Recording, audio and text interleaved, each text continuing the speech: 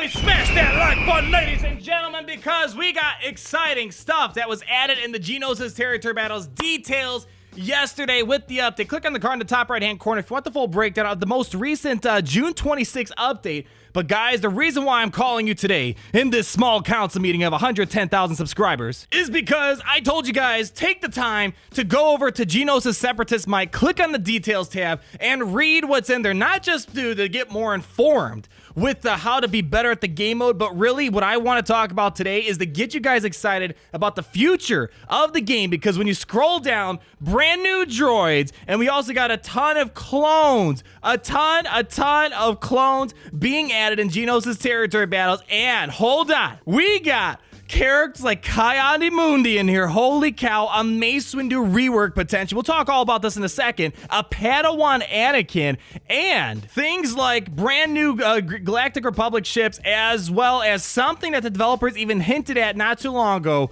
the Vulture droid. And secondly, the developers have been hinting a lot towards nesting dolls. For example, Shakti, they said, Carrie said in a podcast that there's a nesting doll for her where she's gonna, with her and the clones, it'll make more sense down the road. And we've been speculating new clones, which we're seeing right here, and maybe reworks of some sort. And I also want to just point out things that they said that they're going to be releasing new characters that could be farmable soon, that comes along with the Geonosis territory battles, shipments and whatnot, that they said on the forums. They said they're not ready to announce what characters those will be, but I'm thinking those new characters that will be farmable are probably going to be in this list. So guys, let's get into it. I am hyped because there are so many good things in here, and I really do hope they pan out for the live game for us to play with. So let's get into it. So the first thing is, when you're upgrading these platoons, there are so many bonuses, and the first one that kind of relates to our topic today is the platoon pertaining to Droid Factory. The more you can put into this Droid Factory, the more you're going to get out of it. So it's kind of like, you know, if you have the investment to invest into a Droid Factory, you're going to be able to produce better droids. And if you're at level 1, you create a Geonosis B1 battle droid. If you can do level 2, you get a B1 battle commander. And if you got the good platoons going on, you can get all the way to the B2 rocket droid. So now I kind of want to think that one of the characters they're going to be announcing soon that kind of goes into the shipments might be one of these droids. And I'm thinking the one that kind of makes the most sense, because it has the most fleshed out kit, would be the B2 rocket droid. However, the Geonosis battle commander has, you know, it's got some turn meter gain that he can give to someone else.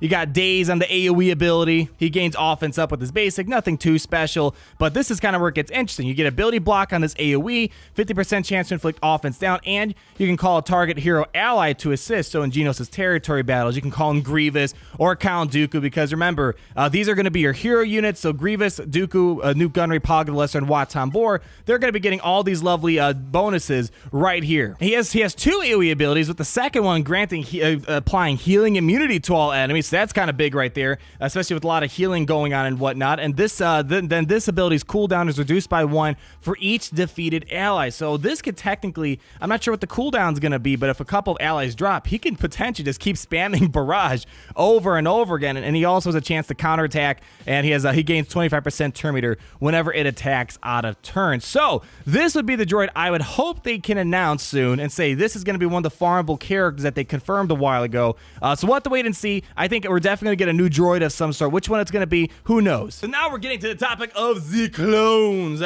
Carrie, when Shakti was released, she talked about on the Escape podcast how, you know, Shakti is, you know, just an okay character, when the clones are just okay, but there's a nesting doll to them that's not going to be fully realized now, but later down the road. And we talked about maybe new clones, new reworks and whatnot. And the reason why I think that what we're going to see in here with new clones and soon the other cool Jedi that are in here, these kits are really indicative of what's already in the live game. For example, Commander Cody, aside from the portrait change and maybe some animation changes, this kit is largely the same exact thing as what we have in the game. Echo, same exact kit except the portrait as what we have in game. By the way, these portraits are so sick. I hope they add those to the actual characters that we already have. Fives, basically the same thing. Rex, basically the same thing. Pons, this is where we start getting some new stuff. Now, I think we're going to see some new clones. Maybe we'll get a new clone announced soon to be farmable in the shipments. Again, we don't know what's going to be announced to be farmable from this Geonosis territory battles as well, aside from the negotiator. Well, I don't know if Pons would be released, because this kit doesn't seem too interesting, but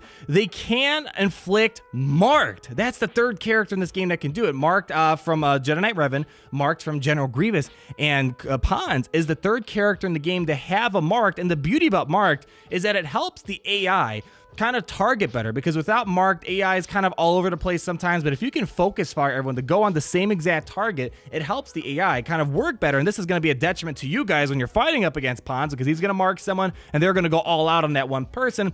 Other than that, the rest isn't too interesting. Deal 5% more damage for each debuff ally, and he also has a health equalization with the enemy squad, limited to once per battle. That's kind of interesting right there, but I don't know if this really adds too much to the current clone faction we have, but it's interesting. Hey, more clones the better. I'm not going to complain if they happen to just add this to the game for us to use. But this guy, the Clone Arc Trooper, this adds a ton if they did add it to the clone faction for us to play with. And the basic applies potency and speed down, which is kind of nice. He has an AoE daze ability. AoE dazes are annoying. That's why Nest is so annoying, because if you can make, let's say, the character fast enough, they can open up, apply a daze, and shut down teams like Emperor Palpatine right from the get-go. Safeguard, he can dispel all debuffs on a target ally, so another cleanser. We already have a lot of cleansing in a Shaak Ti lineup. Shaak Ti, Captain Rex. We have a cleanse for Safeguard as well, and we have this guard-like mechanic, but for clones, called Entrenched. And when you have Entrenched, you're going to get 50% defense and deal 25% more damage for each entrenched ally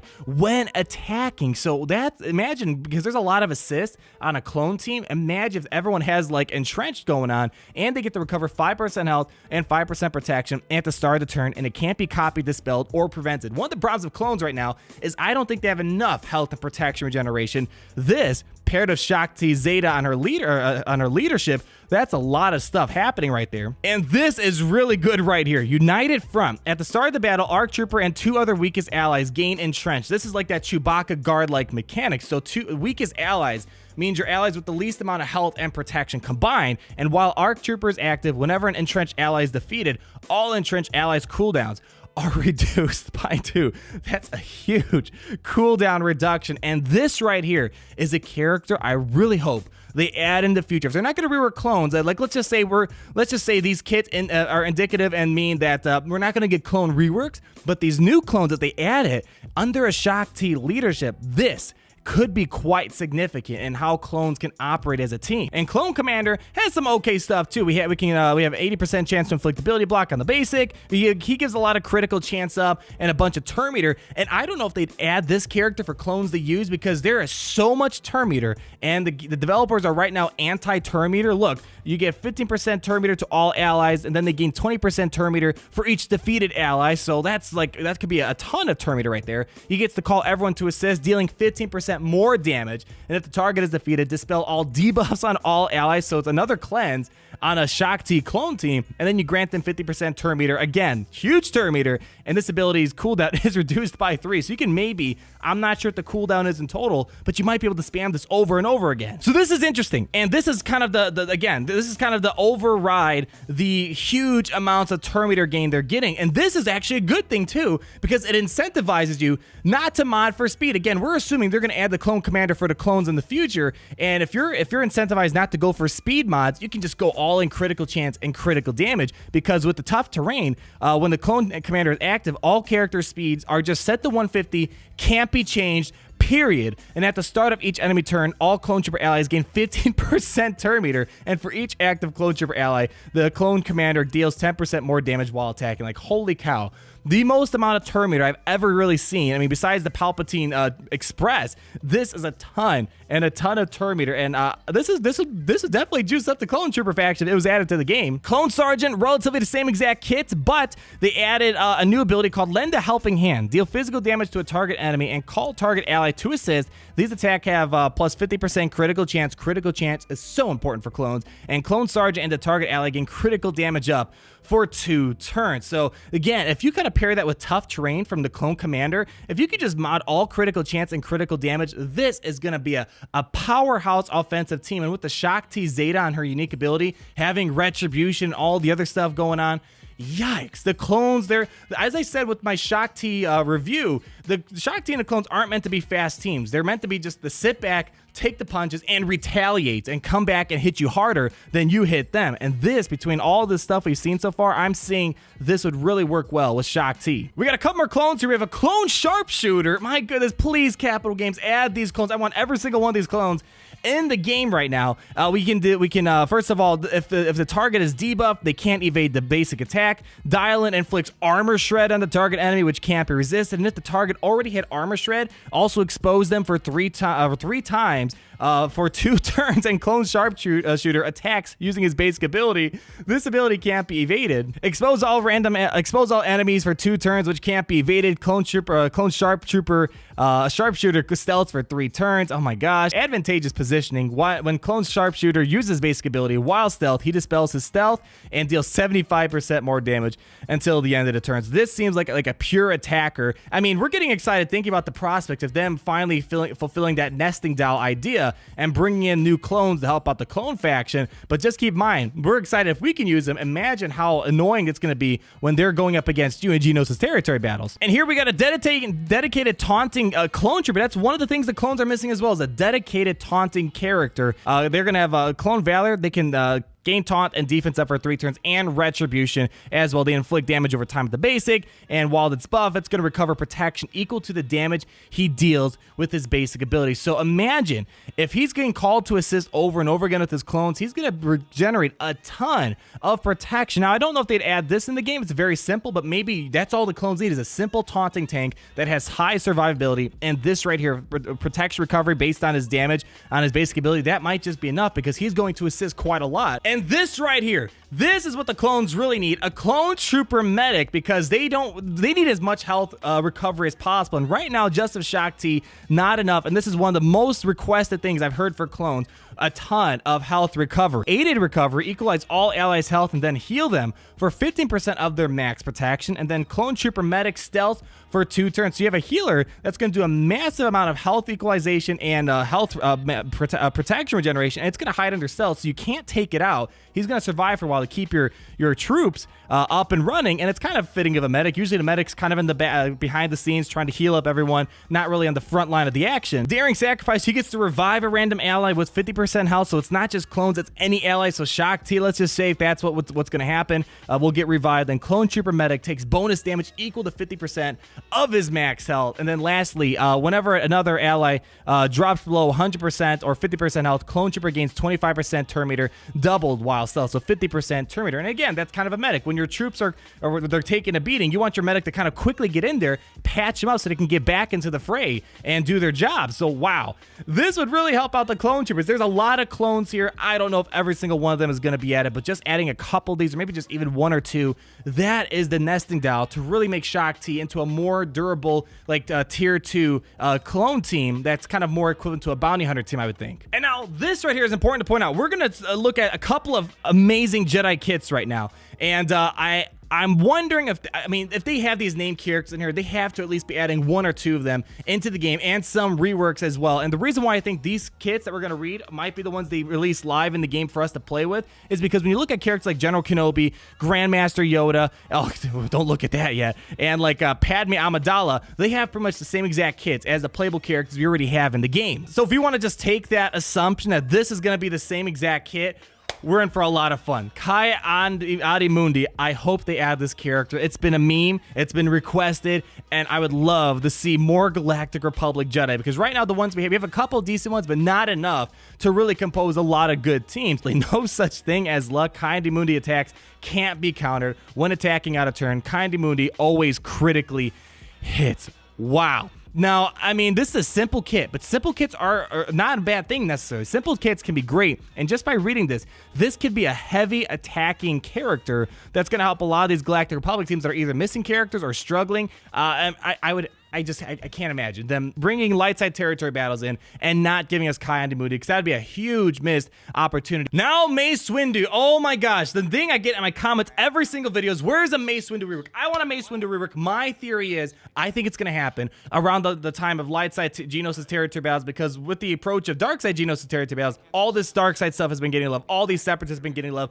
And I don't know if Capital Games doesn't do a Mace Windu rework by the time light side territory battles comes in. I think it's just time to pack up the game game and leave, because that is the biggest missed opportunity ever. Mace Windu is kind of the main highlight Jedi of the episode of the Battle of Geonosis, and this might be his reworked kit. And oh my gosh, this party's over. Mace Windu damage instantly defeats Jango Fett. Please, I know that sucks for Jango Fett, but that would be freaking hilarious if that was added to his actual kit. So you don't want to be bringing Jango Fett up against Mace Windu in Geonosis territory battles. Shatterpoint was such a strong force ability in the Star Wars lore, and the fact that it's so weak in the game has been a disgrace to Mace Windu. And with this right here, Mace Windu's abilities inflict Shatterpoint for 2 turns. He also deals massive damage to enemies with Shatterpoint. Yikes. Padawan Anakin, I think way back when he was in some sort of data mine of some sort, like we're talking way back when, and now they're adding him as a Geonosis boss you're going to be fighting. Maybe this will be a character that's going to get added into the game. Maybe it's going to be a build-up to our theory